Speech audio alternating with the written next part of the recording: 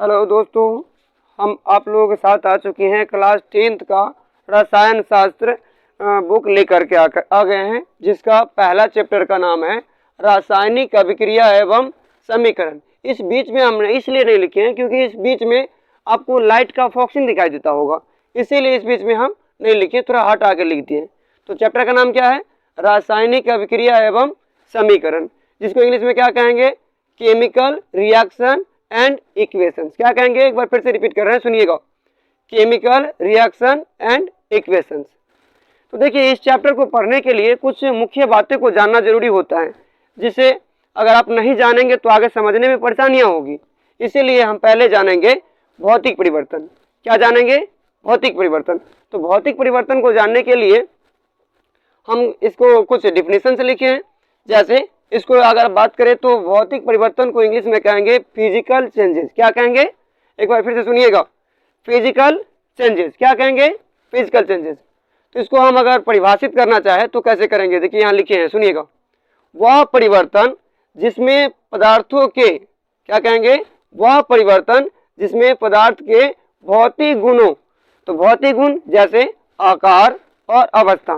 क्या कहें? भौतिक गुण जैसे क्या हो जाएगा? आकार और अवस्था। तो क्या कहेंगे? वह परिवर्तन जिसमें पदार्थों के भौतिक गुणों जैसे आकार और अवस्था में परिवर्तन होता है, उसे भौतिक परिवर्तन कहते हैं। समझ में आया? जैसे बल्बों का जलना, जैसे बल्ब का जलना। और भी उदाहरण है, फल से सलाद बनाना, जैसे फल से सलाद बनाना। लकड़ी का काटना। क्या होता है कि बल्ब का जलना, तो बल्ब जला तो उस समय में क्या होता है कि बल्ब रोशनी दे रही है, फिर वो हीट होती है, उसके बाद फिर से जैसे उसको कट किए, फिर से जैसे पहले वाला अवस्था था उसी अवस्था में वो आ जाता है। जैसे उसे हम क्या किए, बिजली का हम कट किए, तो फिर से क्या हो गया, जैसे जिस अवस्था में थी पहले उसी अवस्था में आ जाती है। लेकिन और देखिए, फल से सलाद बनाना, तो फल से हम सलाद तो बना दिए, तो बताइए क्या जैसे फल से सलाद बना दिए तो क्या फल चेंज हो गया? क्या नहीं, फल से उसको हम आकार चेंज कर दिए, क्या फल दूसरा चीज में चेंज हो गया? जी नहीं। तो उसी प्रकार से अगर हम बात करें लकड़ी का काटना, तो लकड़ी को हम काट दिए तो क्या लकड़ी कट करके दूसरा चीज बन गया? नहीं, वो क्या रहा? लकड़ी ही रहा, सिर्फ उसकी आकार में चेंज हो गई। क्या हो गई? आकार में चेंज हो गई। तो आकार चेंज हो गई तो उसको हम क्या कहेंगे? भौतिक परिवर्तन। क्योंकि हम क्या बोले, जिसमें आकार और अवस्था में परिवर्तन होता है उसे क्या कहते हैं?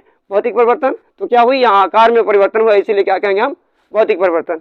इसको और भी उदाहरण लीजिए, मोमबत्ती का पिघलना। मोमबत्ती का जलना नहीं कहेंगे, मोमबत्ती का पिघलना, क्योंकि मोमबत्ती का जलना कहेंगे तो वो रासायनिक परिवर्तन में हो जाएगा, और मोमबत्ती का पिघलना क्या हो जाएगा? भौतिक परिवर्तन होगा। क्या होगा?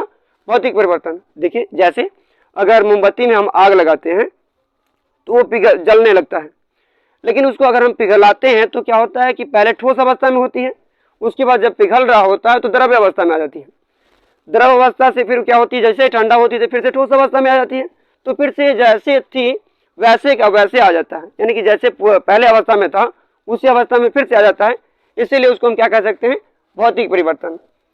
और एक और बात हम यहाँ नोट में लिखे हैं, भौतिक परिवर्तन को ही क्या कहते हैं? भौतिक अभिक्रिया कहते हैं। क्या कहते हैं? भौतिक परिवर्तन को भौतिक अभिक्रिया भी कहते हैं। आगे हम जानते हैं भौतिक परिवर्तन के कुछ गुण लिखे, उस गुण के बारे में जानेंगे कि भौतिक परिवर्तन का गुण क्या होता है, जिसमें हम इसमें पदार्थों के भौतिक गुणों में परिवर्तन होता है। भौतिक परिवर्तन में क्या कहेंगे? इसमें पदार्थों के भौतिक गुणों में परिवर्तन होता है। दूसरा क्या लिखे हैं? यह अस्थायी परिवर्तन होता है। तो पहले हम इसको समझते हैं कि इसमें पदार्थों के भौतिक गुणों में परिवर्तन होता है। कहने का मतलब इसमें परिवर्तन तो होगी, लेकिन आकार और अवस्था में, इसके अलावा और कोई चीज में परिवर्तन नहीं होगी। यहाँ दूसरा लिखे हैं, यह अस्थायी परिवर्तन है।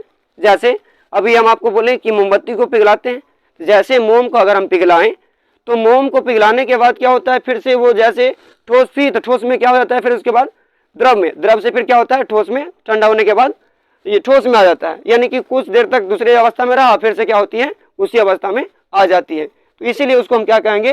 अस्थायी परिवर्तन। जैसे एक और उदाहरण लेते हैं, जल को वाष्पीकरण। जैसे जल का वाष्पीकरण करा रहे हैं तो जल क्या हुआ? पहले द्रव अवस्था में थी, जैसे उसको हीट दिए तो वाष्पित हो रहा है, तो क्या हो गया? गैस अवस्था में। फिर से उसको ठंडा किए तो फिर से क्या हो जाता है? जल बन जाता है, यानी द्रव अवस्था में फिर से आ जाता है। इसीलिए इसको हम क्या कहेंगे, अस्थायी परिवर्तन होता है। तो भौतिक परिवर्तन क्या होता है, अस्थायी परिवर्तन होता है। फिर उसके बाद देखिए, इसमें प्रारंभिक पदार्थों को पुनः प्राप्त किया जा सकता है, यानी कि जो पदार्थ पहले था, जैसे जल, तो जल पहले जल था, फिर उसको गर्म किए, फिर गैस बन गया, फिर उसको ठंडा किए, फिर से क्या हो गया, जल बन गया। तो इसमें हम क्या कहें कि पहले जैसे पदार्थ जो था उसको फिर से हम प्राप्त कर सकते हैं। यह परिवर्तन दोनों दिशाओं में होती है। यह परिवर्तन किस दिशा में होती है, दोनों दिशा में। जैसे ये क्या हुआ, द्रव से गैस बन गया और गैस से फिर से द्रव बन गया। तो ये था कुछ